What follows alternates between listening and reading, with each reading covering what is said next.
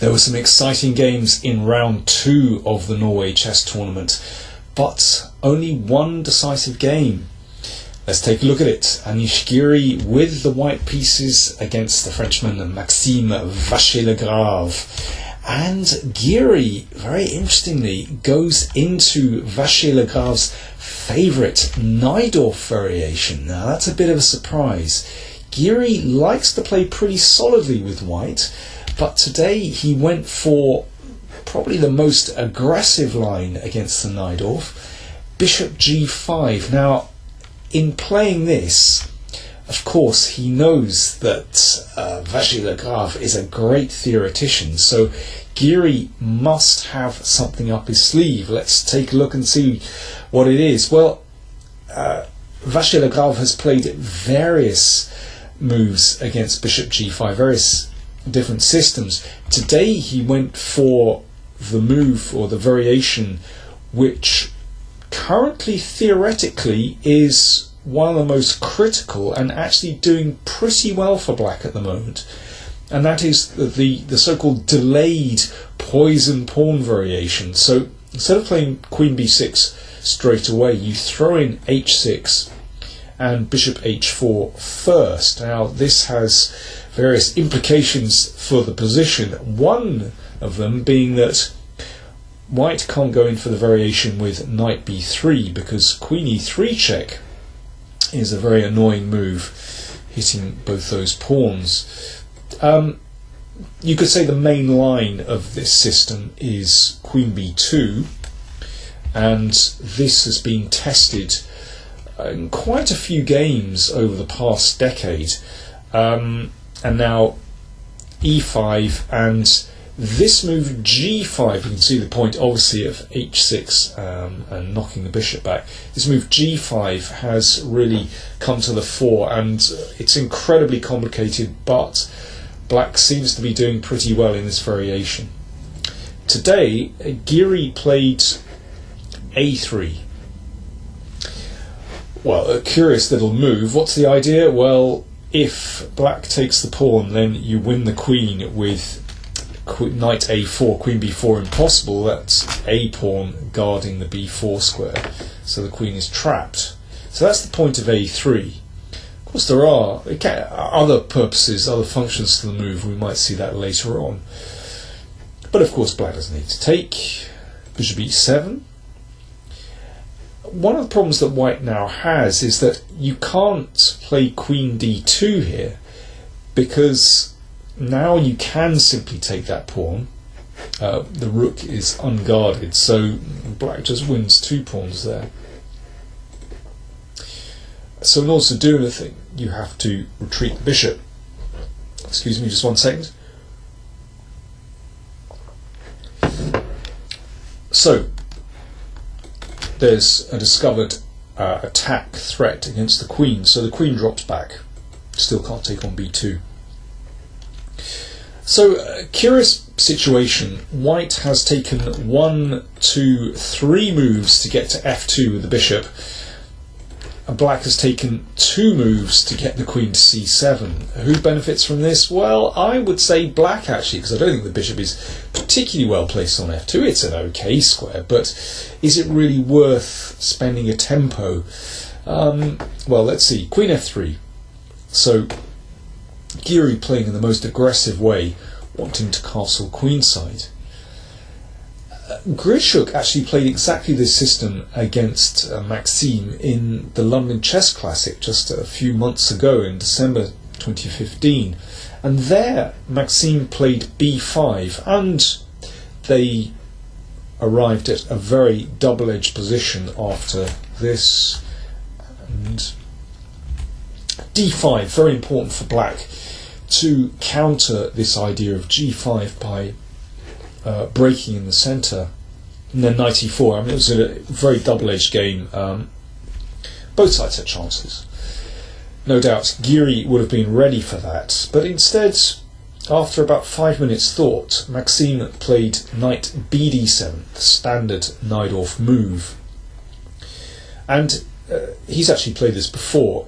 In that case, the game went bishop d3, and castles Kingside, this plays into black's hands completely. This is just a really nice position for black because there's instant pressure on the bishop and on the e-pawn. Black is already fine. The king is on the wrong side of the board. I think the only way to justify this particular system is to castle queenside and perhaps to try to exploit the fact that this pawn is on h6, which allows white to open up files potentially.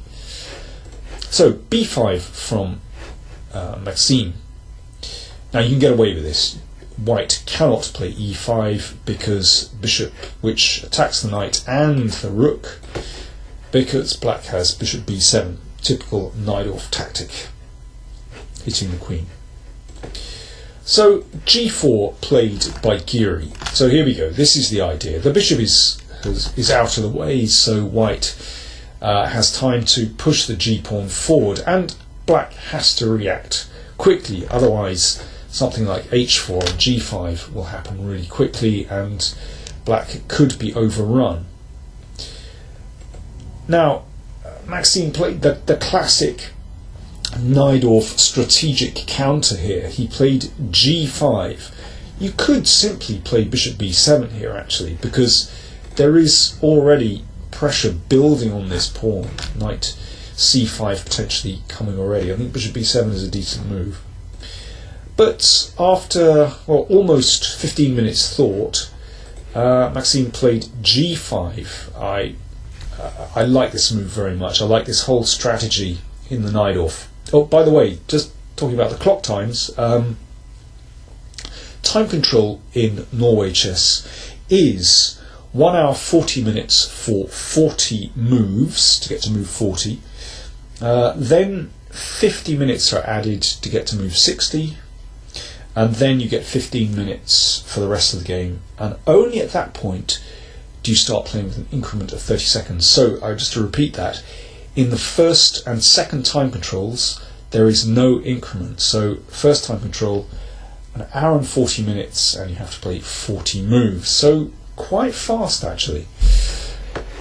g5 played. I like this very much. What black is trying to do is gain control of the e5 square, and if that knight gets to e5, then that can really hold black's position together. Giri plays very well here. h4, and clearly this was all preparation. He was moving extremely quickly, whereas Maxime was kind of feeling his way through. So black takes on h4. That's the obvious one to go for. Black trying to gain control over the e5 square. Now, bishop e2. If g5 straight away, then, well, the game might well have ended in a draw very quickly after this, with a repetition. And you can imagine what Giri's critics would have said about that. He played bishop e2, which is a good move. So he's basically just connecting the rooks and wants to advance with g5.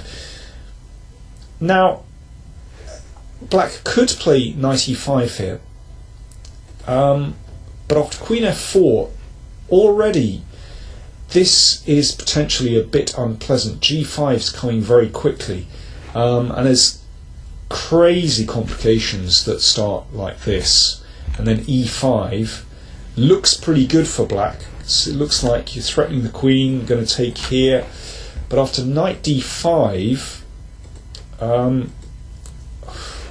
this is a very computery variation. I'm sure that Giri had prepared this. It's a very forcing variation actually, but here white has very good compensation for the pawn because that f5 square is available for a knight. Should give white good comp.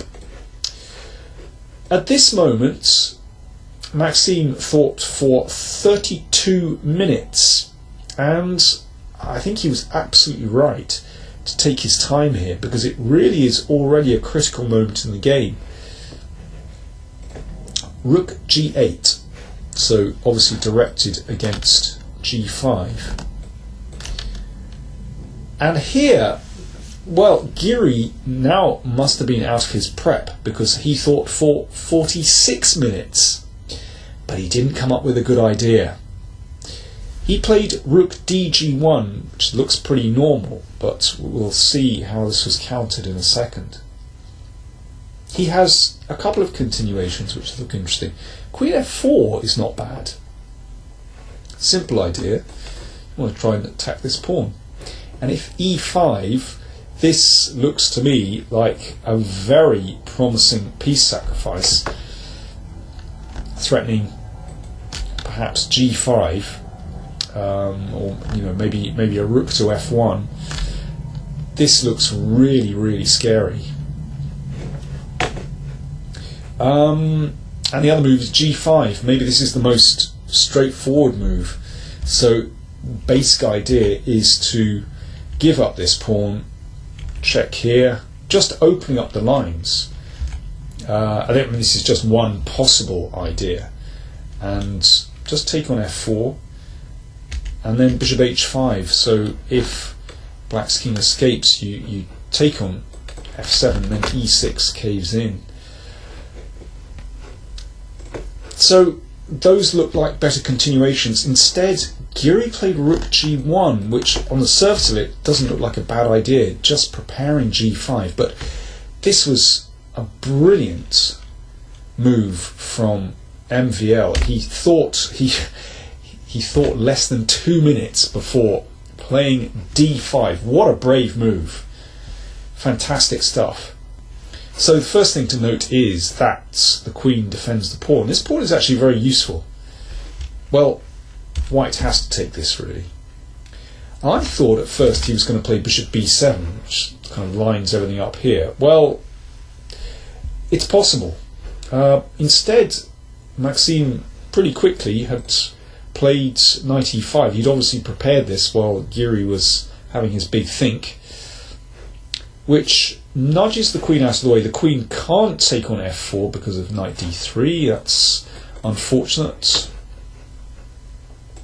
So the queen is rather sidelined on h3, and then Maxime simply recaptured on d5. So you can see that white's pieces are actually just really bottled up on the king side. I think from a practical point of view, I think this is a really very powerful way for black to play. So no chance of g5 happening because of that pin. White's heavy pieces, major pieces, are rather shut out on the king side. First I thought, well, maybe knight f5, but this can just be taken. Let's take on g1, and then just castles queenside, and queen is still pretty much out of play. That's a clear extra pawn, a very useful pawn, taking away a lot of very important squares, and black is just, well, perhaps ready to push that d pawn. Maybe bishop c5 as well as an option, maybe b4. Very nice initiative for black. Giri tried rook e1, which doesn't look bad opposite the king, but what a cool move. Maxime just nudged the king to the side, and that just steps out of any trouble. Well, but the trouble starts for white.